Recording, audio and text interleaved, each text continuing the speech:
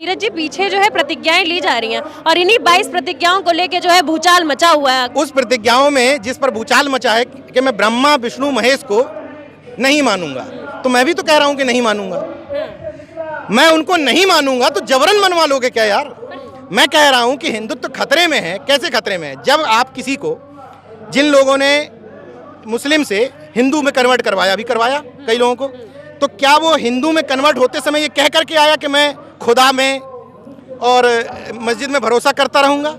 वो छोड़ के आया होगा ना उनको। नमस्कार, मैं नलिनी और आप देख रहे हैं द जनता लाइव। और इस वक्त हम मौजूद हैं लखनऊ में, जहां आज राष्ट्रीय बौद्ध महासम्मेलन का आयोजन किया गया था। आज इस ग्राउंड में हम खड़े हैं और हज़ारों की तादाद में लोग आए हैं। हमारे साथ बातचीत करने के लिए बेहद खास शख्सियत यहाँ मौजूद है, नीरज पटेल जी। नीरज पटेल जी, आज आप यहाँ शिरकत करने आए हैं और एक बड़ी अच्छी स्पीच आपने अभी मंच से दी कि ओबीसी समाज को अलग मत समझो, हम शामिल हैं, एकजुट हैं। बताइए हमारे दर्शकों को। मैं हर उस मंच पर होता हूं जहां विज्ञान होता है, जहां तर्क होता है, जहां पाखंड और अंधविश्वास का विरोध होता है।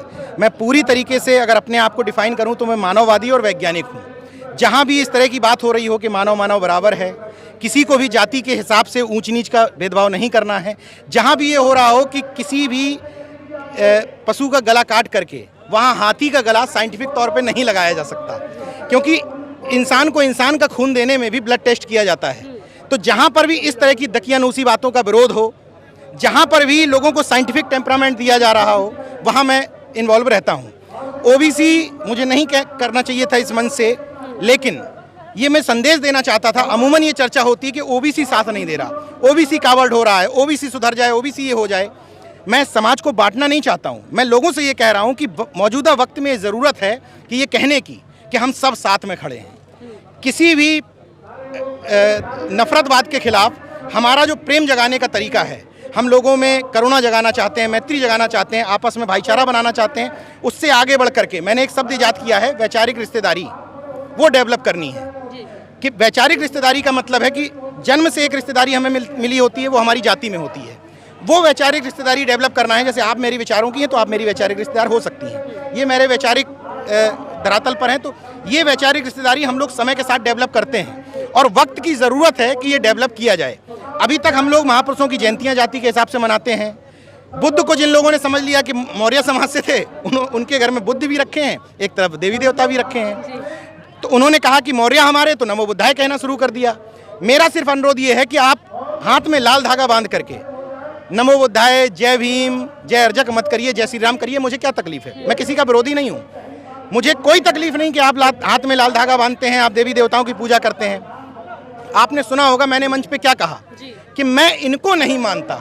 ये मेरा निजी विषय है ना। मैंने ये कहा कि ये गलत है। मैंने कहा कि ब्रह्मा गलत है, विष्णु गलत है।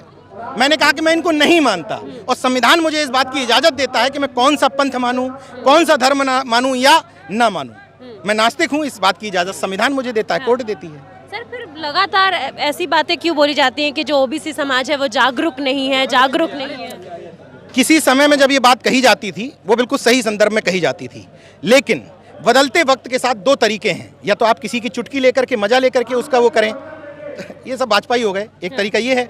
दूसरा तरीका ये सुधर गए। वही जो गिलास वाला उदाहरण है कि आप उसको देखते किस ढंग से हैं। आप इस ढंग से देखते हैं कि गिलास आधा खाली है, या उसको डिफाइन करते हैं कि गिलास आधा भरा है। मैं कहता हूं कि बहुजन मैत्री के लिए, बहुजन एकता के लिए ज़रूरी है कि आप कहो कि गिलास आधा भरा है। आप ये कहो कि एक ओबीसी जागरूक हो रहा है। जिस दौर में कहा जाता था कि ओबीसी मूर्ख है, आप बताइए ज्योतिबा फूले किस समाज से थे? क्या जागरूक नहीं थे? आप बताइए कि छत्रपति साहू जी महाराज ने बाबा साहब को विदेश पढ़ने के लिए मौका दिया, ये शर्त नहीं लगाई। गायकवाड़ रियासत ने शर्त लगाई थी कि हमारे यहाँ नौकरी करनी पड़ेगी। साहू जी महाराज ने कहा कि बस तुम हमसे ले जाओ, वहाँ पढ़ो, पैसा उसके बदले में तुम्हें हमारे यहाँ कोई सर्विस करने की जरूरत नहीं पड़ेगी।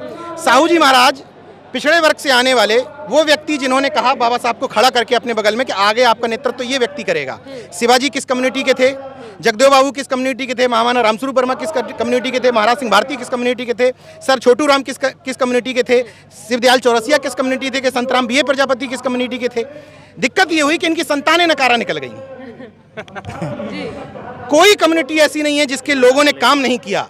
इनकी संतानें इतनी नकारा निकल गईं कि इन लोगों ने उनके हिसाब से काम करना बंद कर दिया, और बाद में जो राजनीतिक गोलबंदी हुई वो कुछ जातियों में सिमट कर रह गई। जैसे मैं किसी पर आरोप नहीं लगा रहा, उन लोगों ने जो काम किया उसके बदौलत आज हम लोग इस मान्यवर कांसीराम स्मारक स्थल में खड़े हैं और बोल पा रहे हैं। लेकिन एक लिमिट तक उनका काम था, उसके आगे अब सामाजिक कार्यकर्ताओं की जिम्मेदारी बनती है।